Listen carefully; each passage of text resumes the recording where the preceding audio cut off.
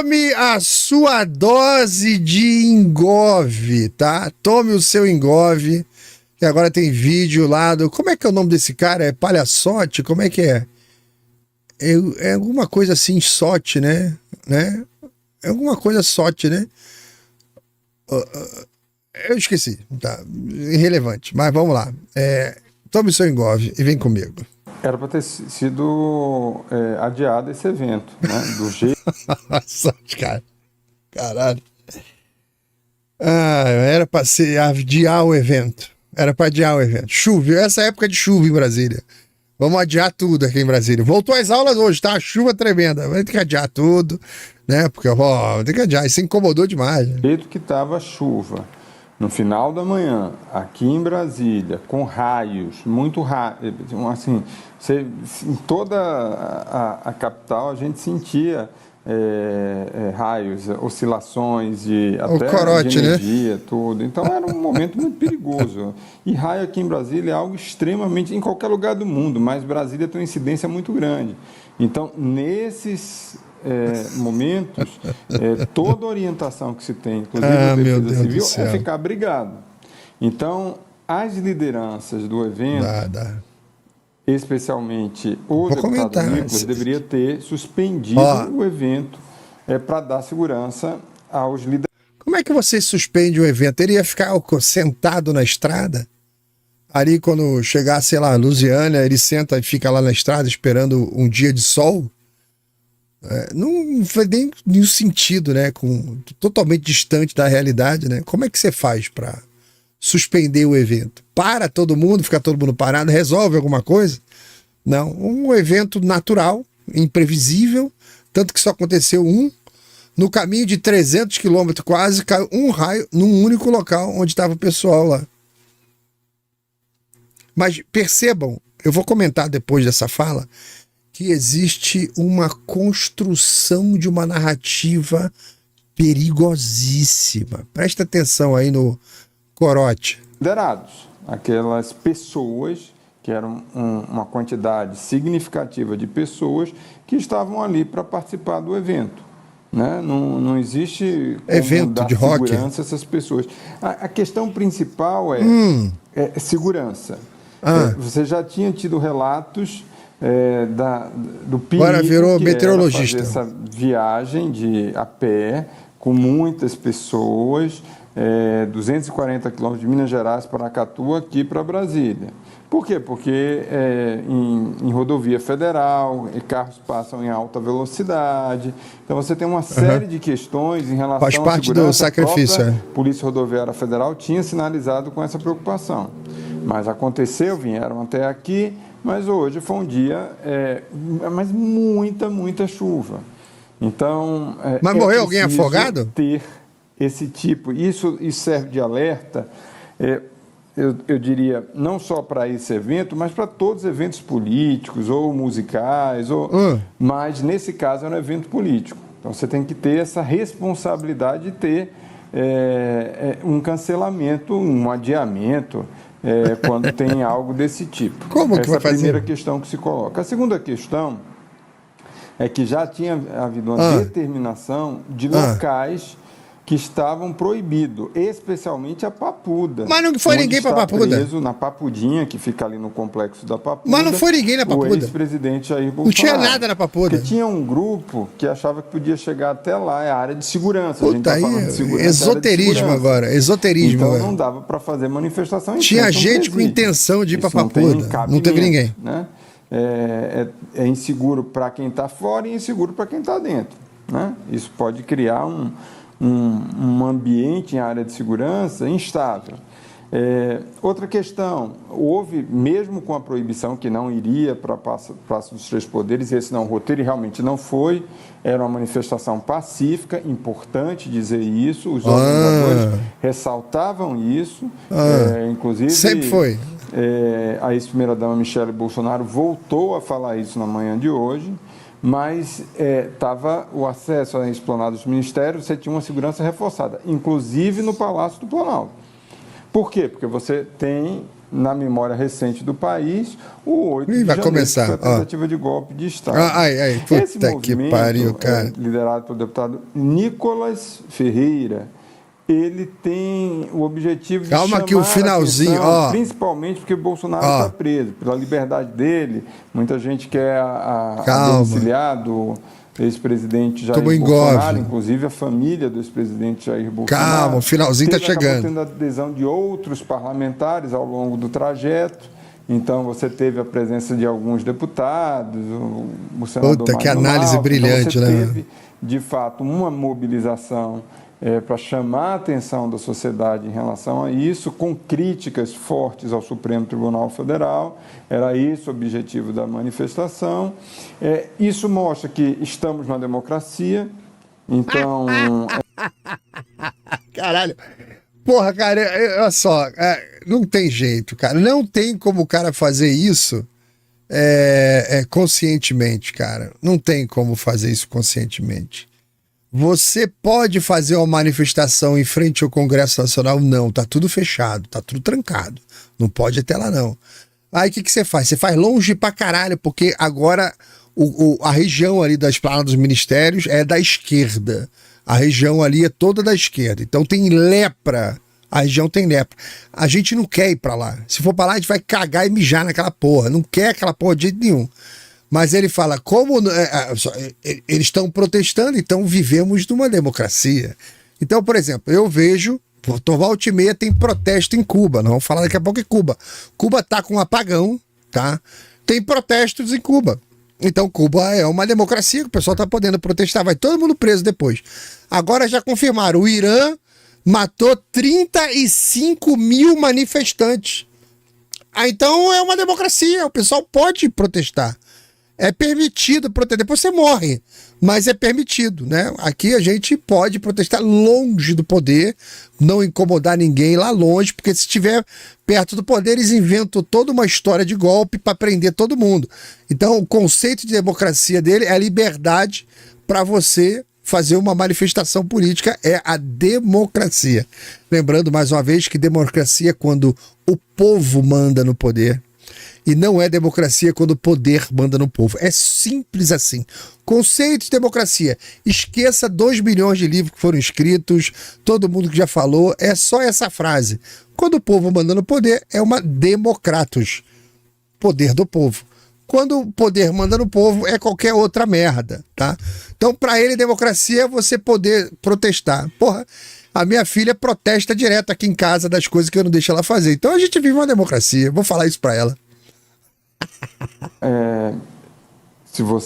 Quem quiser se manifestar de forma livre, pode, desde que seja, lógico, pacífico, longe, dentro das regras longe. de segurança, dentro dos limites do que é determinado. Limites que são determinados, ou seja, a democracia é você obedecer o Estado. Né? Olha como é que vai terminando, vai ficando cada vez melhor. Todos os limites são determinados. Ó, você pode protestar, mas não pode falar, só faixa. Não, hoje você só pode usar camiseta. Amanhã você só vai poder usar um slogan na sua cueca. Vai ter que todo mundo de cueca, sem short lá para mostrar o slogan na sua bunda pintado lá. Depende do que foi autorizado. Isso é a democracia. Existe essa liberdade no país, isso é bom. É bom que haja manifestação. Da democracia, é importante. Agora... Tá difícil. É porque, assim, é profunda a análise, né? Tipo o pires cheio d'água que a formiguinha passa e molha só até o joelho. É bem profunda a análise. Aí fica nesse monte de... É preciso ter esses cuidados. Então... Agora vem a melhor parte, ó. Serve como um alerta do que não deve ser feito. Quando você coloca em risco. 3 dezenas, quase 30 pessoas que foram atendidas justamente com problemas em recorrência desse raio, machucaram. Né? Então é preciso ter esse tipo de consciência, né? É muito bem-vinda toda a manifestação democrática e pacífica, mas é preciso ter esse cuidado com as pessoas. Você sentiu que estão construindo uma resposta responsabilização do Nicolas pelas 34 feridos é culpa do Nicolas. Ele falou umas 3 vezes nessa análise horrorosa, rasa, gaguejando sem parar. É um comunicador. Querido, faz um roteiro, cara. Faz alguma coisa aí, mas não fica assim, não, que é feio, né? Mas veja, até a menina ali. Mas as pessoas se feriram, tal. E antes ele falou, o deputado Nicolas deveria isso, deveria ter aquilo. Uma construção de uma culpa do Nicolas. Se uma pessoa dessa aí vem a óbito, alguma coisa mais grave e tal, quem vocês acham que eles vão culpar? Porque a caminhada aconteceu, reuniu uma porrada de gente, ocupou o espaço público, teve toda essa dimensão política que incomodou todo mundo, inclusive essa turminha da imprensa. Mas veja, a imprensa simplesmente não estava lá. Uma semana de evento e não estiveram lá. Não teve cobertura proporcional, não houve contextualização. Eu mostrei antes aí outras reportagens, a coisa totalmente sem contexto, né? Não houve interesse em mostrar o que estava acontecendo. Para quem depende do noticiário tradicional, o evento não existiu, tá? E essa ausência não é neutra, ela se encaixa perfeitamente na chamada teoria da espiral do silêncio, que o Olavão explicou para todos nós, que é um conceito clássico do jornalismo, é um conceito clássico da comunicação política, e ela tem uma lógica muito simples. Quando a mídia ignora um fato, né, quando ela ignora um movimento que está acontecendo, uma determinada opinião que é relevante, é importante, ela passa para o público a sensação de que aquilo é irrelevante. Por quê? O normal da imprensa é quando ela noticia qualquer coisa, na primeira vez que aquilo acontece, não produz efeito. Você precisa repetir no noticiário do almoço, você tem que repetir no noticiário da noite, tem que sair na mídia impressa, tem que falar no rádio, tem que falar na internet. Aí no outro dia no Jornal da Manhã fala de novo, no Jornal do Almoço fala de novo, de noite fala de novo. Aí tem uma entrevista falando daquilo, aí tem um debate falando daquilo. É um assunto que você vai esquentando, como eles estão fazendo com o Toffoli agora. Quando ele cai na espiral do silêncio, o jornal pode até publicar, a televisão pode até falar, mas como não é uma coisa repetida, tá? Aquilo vai caindo no que se chama um esquecimento. Ele vai entrando. Então, enquanto você está publicando, ele está na boca da espiral lá, do furacão, está rodando. Aí quando você para de falar, aquela notícia começa a cair na espiral, no esquecimento. Por isso que ele se chama assim, essa espiral do silêncio. Não adianta sair uma matéria, não adianta ter uma chamada, se você não ficar batendo naquilo todo dia. O jornalismo fez essa opção de não bater naquilo, não falar naquilo todo dia, para que aquilo seja esquecido, quer colocar um outro tema. Então, quando isso acontece, a mídia passa para o público a sensação de que aquilo é irrelevante. Falou lá para trás, no outro dia, aquilo é uma coisa minoritária, aquilo é uma coisa que talvez seja até reprovável, que eles não falaram de novo. Não vamos ficar falando, não vamos dar moral para esse assunto aqui não vamos botar palanque para esse assunto aqui não, e a coisa vai sumindo. E as pessoas que participaram, as pessoas que simpatizam, se aquilo não é divulgado, você tende a não participar mais.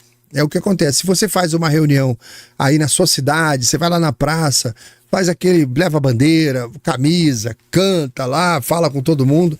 Aí você chega na mídia local, nada foi falado. Você chega em casa, vocês viram aí? Não passou em lugar nenhum, não. Isso é a espiral do silêncio funcionando. Aí talvez uma outra vez a pessoa não vá. Vou ficar aqui na internet, dá mais efeito. Lá dá uma trabalheira tremenda, fico no calor. Então, as pessoas vão se isolando quando a imprensa não faz a função de propagar. A internet é que salva a gente hoje. Se não fosse a internet, a gente não tinha nada, porque a mídia trabalha com espiral do silêncio há muito tempo. Esse silêncio da imprensa gera um silêncio social, se você não tiver a rede social. Por isso que eles querem controlar a rede social. Tá? E o silêncio social, ele sempre reforça a narrativa de que aquilo não importa. Se sumiu da mídia, não importa. Se sumiu da rede social, não importa. Tem também a espiral do silêncio. Os algoritmos de rede social também trabalham com isso. Tá? Então, isso quando acontece, desestimula o debate, isola os participantes, as pessoas que estão organizando. O tema que estava proposto, ele perde força.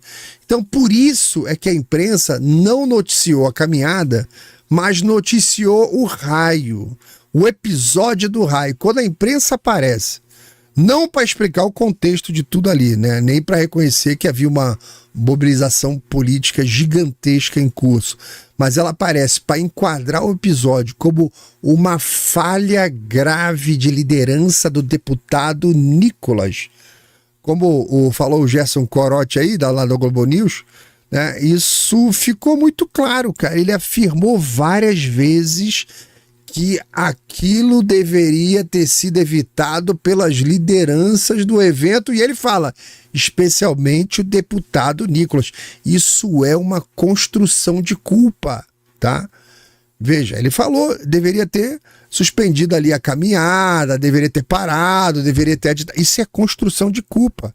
Essa galera agora está torcendo para alguém morrer no hospital, para alguém ter uma sequela, para eles ficarem requentando esse assunto aí a semana toda.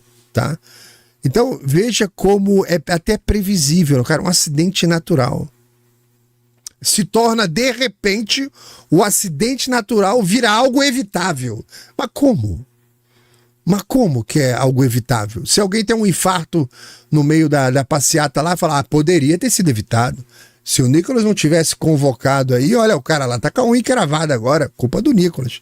Tá? Primeiro o evento é ignorado, né? Depois ele passa a existir apenas como o problema que aconteceu. A mobilização não virou notícia, o incidente vira notícia. Isso é tudo proposital, tá? Esse tipo de enquadramento, ele não informa o processo todo como ele aconteceu. É proposital, é a construção de mais uma narrativa de que o ato não é visto como uma manifestação legítima. Cuidado, olha só, esses caras fizeram isso, tremenda irresponsabilidade, as pessoas se feriram, mais de 30 pessoas estão lá no hospital, olha o que eles arrumaram. Você veja, foi imprudência, é a imprensa falando, é perigoso, né? Olha só, olha, esse pessoal da direita fica expondo as pessoas na estrada a tomar raio na cabeça, esses políticos são irresponsáveis, tá? Então, ao não cobrir o evento e só aparecer para fazer a condenação do que aconteceu com o raio, veja, a imprensa está criando condições aí para algo maior, tá? Que é a deslegitimação moral do evento. E depois, a seguir, a criminalização política do organizador. Quando eles ficam insistindo que esse episódio deveria ter sido evitado, já não é mais jornalismo. Agora vira um assunto jurídico, assunto político. Você não se assuste se aparecer hoje, né, Lindbergh Farias acionando a PGR para investigar o raio culpando o Nicolas. Você abre espaço para quê? Para investigação, para acusações, né? Vão fazer diligências, vão prender o celular para ver quem organizou, quem financiou. Temos gente ferida, tem gente ferida no hospital. Tem que saber quem organizou, quem foi que contratou lá o trio elétrico. Não se assuste, tá? Não se assuste. O resultado final é extremamente previsível. Você constrói todo um ambiente em que a caminhada não é mais um ato político, passa a ser tratada como conduta irresponsável dos deputados à direita, colocando as pessoas em risco. A Polícia Federal, Rodoviária Federal até avisou, viu ele falando ali? E o principal líder da caminhada passa a ser apresentado como o parlamentar irresponsável, o organizador que colocou as pessoas em risco. Esse é o caminho clássico da criminalização política. Quando eu vi esse vídeo eu falei, ih, rapaz, já tá montando toda a narrativa direitinho. Eles fazem todo o silêncio com conta da caminhada, depois vem o estigma, né? Depois vem a punição.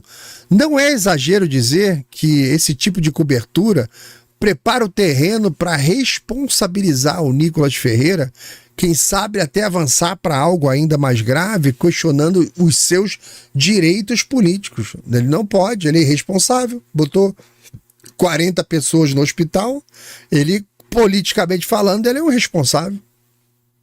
Não pode mais exercer o seu mandato. Então, olha a construção da narrativa aí, prontinha. A imprensa, gente, ela é indispensável como quarto poder. Sem imprensa, todas as sociedades sempre colapsam, as sociedades ficam no escuro, mas quando a imprensa usa o silêncio para apagar o evento, quando ela usa sua força para fazer esse tipo de crítica nojenta, a imprensa deixa de informar e passa a ser um instrumento dos operadores políticos. Então o cara é chamado não para fazer um comentário do raio, ele é chamado para uma matéria dessa, o redator é chamado, a câmera é ligada, para quê? Para construir a narrativa que vai auxiliar lá na frente o Lindbergh para entrar com uma ação, tal. Então, estamos careca de saber disso. Careca. E outra coisa, como foi dito na passeata, cara, nós não temos medo de Xandaré, nós não temos medo do Lula, nós não temos medo dessa turma. Zero medo.